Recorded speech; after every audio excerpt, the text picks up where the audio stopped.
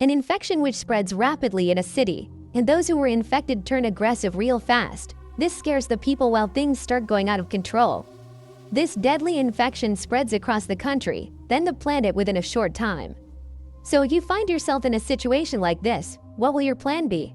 Let me know in the comment section as we watch how our characters survived.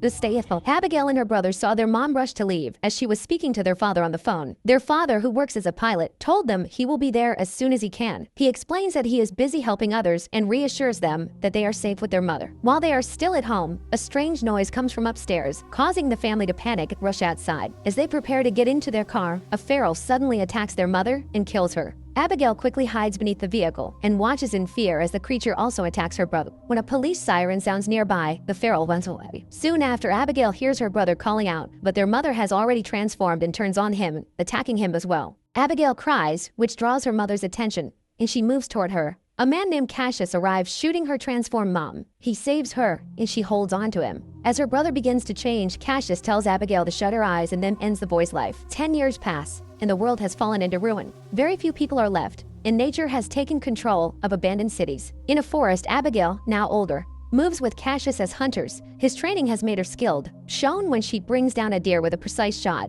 Even so, he criticizes her for acting too quickly instead of waiting patiently. Later, they set up camp for the night, and he carefully prepares tripwires around their area. While they sleep, one of the wires is triggered, waking him. He steps outside and notices debris caught on it, then hears movement nearby. He rushes to calm the horses and prepares his weapon, firing just in time to stop a feral that approaches, likely sent ahead of a larger group. He wakes Abigail and tells her they must leave. Over the next several days, they keep traveling, and whenever they pause to rest, he continues teaching her how to survive. One afternoon, they slow down when they notice an abandoned car nearby and immediately prepare their weapons. Close to it, a man is struggling to kill a feral, while another one quietly moves toward him from behind. Abigail tries to help but fires too quickly, and her shot ends up hitting both the man and the approaching creature. Another infected figure emerges from inside the car, forcing Cassius to step in and take it down. After the danger passes, Abigail checks the vehicle for anything useful, while Cassius finishes the injured man with a blade and takes his shoes. A radio inside the car begins receiving a message, and Abigail considers warning the caller about the nearby horde. Cassius stops her and tells her to leave it. At that moment, several vehicles arrive, and a group of survivors surrounds them with weapons raised. They inspect the dead man and realize he was killed by a human, leading them to believe Abigail and Cassius attacked him for supplies. The leader threatens them, but Cassius and Abigail react quickly by striking the closest two people and taking their weapons. Both sides aim at each other, and the tension builds until a pregnant woman named Megan steps forward, trying to calm everyone. Suddenly, the horses become restless, and a large group of ferals appears around them. Gunfire breaks out as everyone tries to hold them back, but the number of creatures is overwhelming. As they close in, Cassius and Abigail switch to close combat, using blades to fight them. The other survivors rely only on their guns and begin to fall one after another. One woman prepares an explosive, but is attacked before she can use it, causing it to ignite and create a blast that throws Cassius backward. A bitten survivor attempts to end his life, but runs out of ammunition and turns shortly after. The group's leader is seized by a massive feral and beaten to death. Nearby, Megan's husband David is attacked, but manages to push it away. Abigail helps Megan and David get into a car, while Cassius clears a path by taking down more creatures before joining them. As they drive off, a feral clings to the roof, forcing Cassius to stop suddenly so it falls off. During the brief pause, Abigail grabs their belongings and they manage to escape. Once they are safely on the road, Abigail checks their supplies and realizes they have lost most of their ammunition. Megan explains that they were heading toward a settlement near a river and reveals that she is close to giving birth, with only a short time remaining. Abigail and Cassius believe that searching for settlements is pointless, since they have come across many before and none of them lasted. While traveling, their car suddenly stops and they realize the engine has failed, forcing them to continue on foot. After some time, they arrive at an empty town and choose to stay there for the night. They carefully check a building to make sure no ferals are inside, then secure it and set up a place to rest. No spare parts.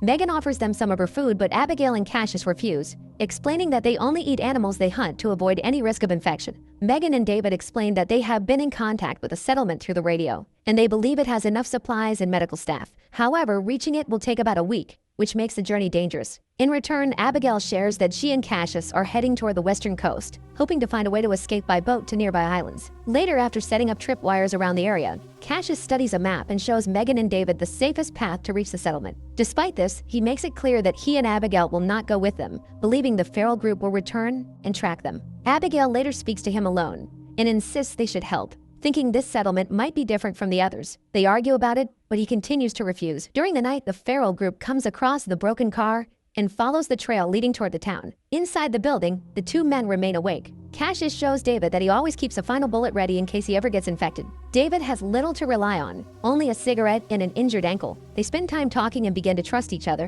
which eventually leads Cassius to change his mind and agree to guide them to the settlement. The next morning, Abigail hears a noise from below and goes to check it. A feral suddenly attacks her, causing her to lose her gun, but she reacts quickly and manages to kill it using her machete. Another feral runs after Abigail up the stairs, forcing her to react quickly. She uses a broken window to push the creature out of the building, nearly losing her balance in the process, but Cassius reaches her in time and pulls her back to safety. By the time the horde reaches the building, the group has already escaped. One of the creatures triggers a cable outside, setting off a small explosion that kills it. And to move on. Later on, Abigail realizes they are close to a civilian airport, where her father once worked as a pilot. Cassius argues against going there, believing it would be an open area where they could easily be surrounded, and he doubts any aircraft would still be available. Despite his concerns, Abigail and the others decide to head there, leaving him with no option but to follow. During the journey, they come across an old building and a nearby car with a man who has been recently shot. Cassius asks Abigail to search the place for supplies, but she remains uneasy and avoids staying too long, sensing danger. Inside, she only finds some coffee and fails to notice a family hiding in another room. Meanwhile, Cassius checks the car and finds a wheelchair, which they use to help Megan move more easily. After the group leaves, the horde arrives and quickly kills the hidden family. When they finally reach the airport, they find it empty of planes. As David and Cassius begin to argue about their next move, Abigail interrupts after locating her father's hangar. Inside, they discover a plane, and David begins working on repairing it. While he focuses on the engine, Cassius and Abigail search the area. Abigail comes across an old photograph of herself with her father and places it back where it belongs. Before they can finish, the horde arrives, forcing them to rush onto the plane even though it is not fully ready. Cassius fires his weapon to slow the approaching creatures, while David manually turns the propeller to help start the engine. Abigail struggles with limited flying knowledge as the plane slowly begins to move, with the horde closing in.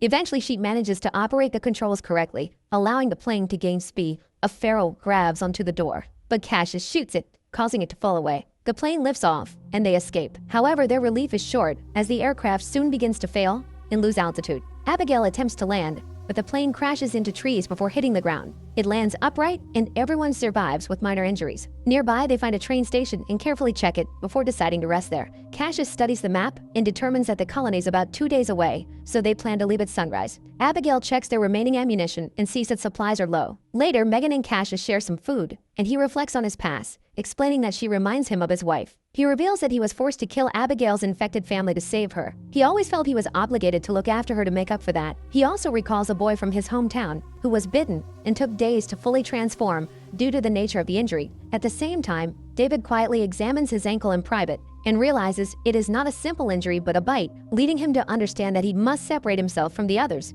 The following day, the group keeps walking through the forest. David starts feeling worse, and Cassius notices blood on his leg. After waiting for others to move ahead, he pulled David aside against a tree and inspected his ankle, confirming he had been bitten. Cassius tells him he can choose to reveal it himself, but warns that if he delays, he will kill him himself. Later, they reach a house with lights on. As they approach, a man inside calls out to them. Cassius is suspicious and thinks it is unsafe, but Abigail steps forward and explains they need help, assuring him they are not a threat and mentioning the pregnant woman in their group. The man Norton opens the door while holding a gun and orders them to leave their weapons outside. After they comply, he suddenly becomes welcoming and invites them in. Inside, Cassius notices the house has electricity. Norton explains that he is an engineer who builds systems for power and hot water. He briefly mentions having a wife, but avoids answering Megan's questions about her. He offers them food, and Abigail is relieved to finally take a shower. Cassius manages to access a laptop and looks through old photos of him and his wife, who had been pregnant before the outbreak. Megan later speaks to Cassius privately and admits she is frightened because she has not felt her baby move since arriving. She asks him to promise that if something happens to her,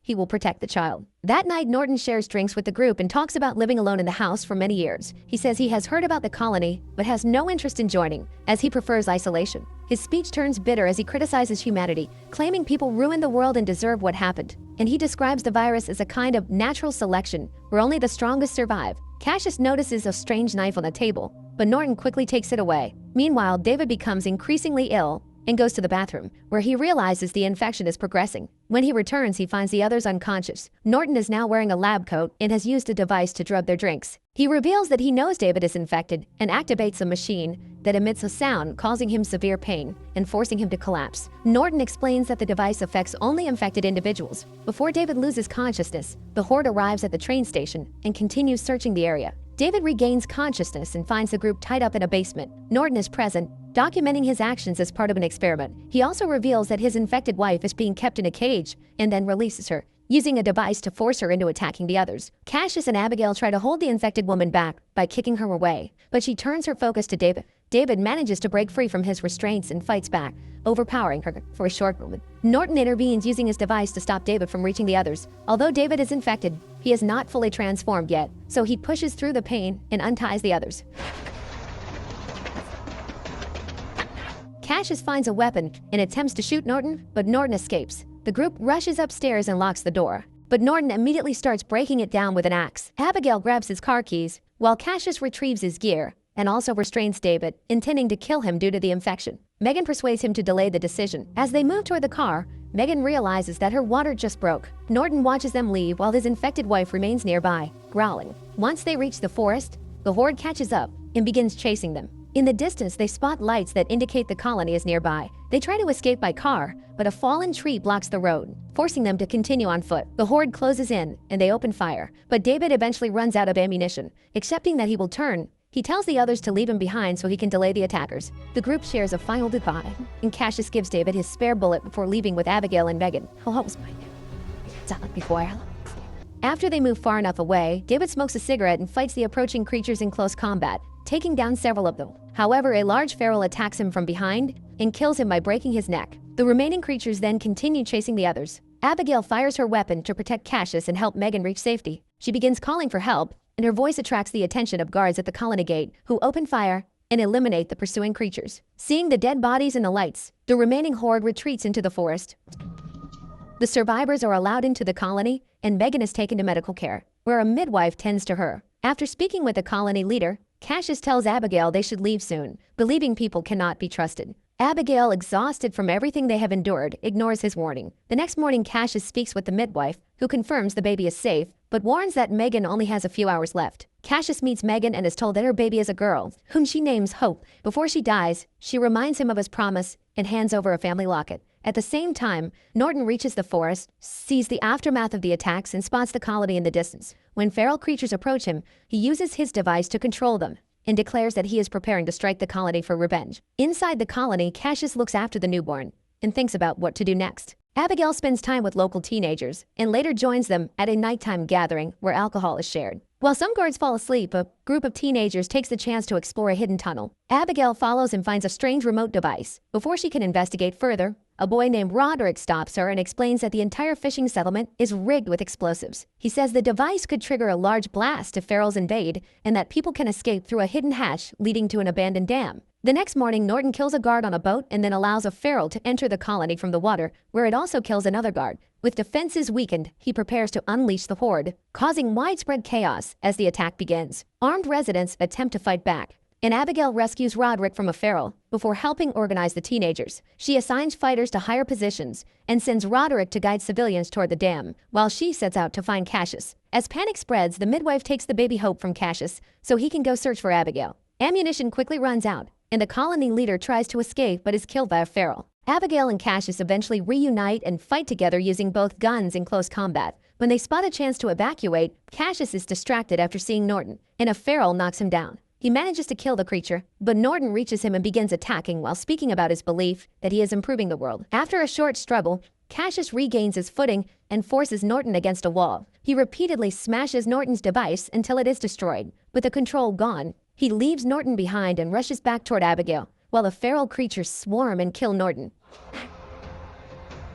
The remaining survivors finish moving through the tunnel and reach the dam. They ask Roderick to trigger the explosives, but he hesitates because Abigail has not yet made it out of the colony. At the same time, a large feral attacks Abigail, and Cassius intervenes, striking it down with a heavy tool. When the creature falls, Abigail notices a bracelet on it and realizes in shock that it belonged to her father. The discovery leaves her frozen, and Cassius pulls her back to her senses and drags her toward the exit. They manage to enter the tunnel just before Roderick gives up waiting and detonates the colony, wiping out the remaining feral creatures inside. At the dam, The survivors later find that one of the men among them is infected. While Cassius tries to calm him, a pharaoh suddenly attacks and kills the man, then turns on Cassius. A brutal fight follows, with both struggling until they collapse to the ground, and the creature nearly bites him. This time, Abigail waits carefully and shoots at the right moment, saving him. Afterward, they watch the destroyed colony burn and discuss their next step. Abigail suggests that they can start again and build a new settlement. Cassius reveals that he has taken Norton's notebook, which contains plans for constructing a generator, giving them a way to rebuild the machine to protect themselves from the pharaohs. And here's where it ends. What do you think about the movie? Hope you enjoyed the story. Don't forget to like, share, and subscribe. Thank you for watching.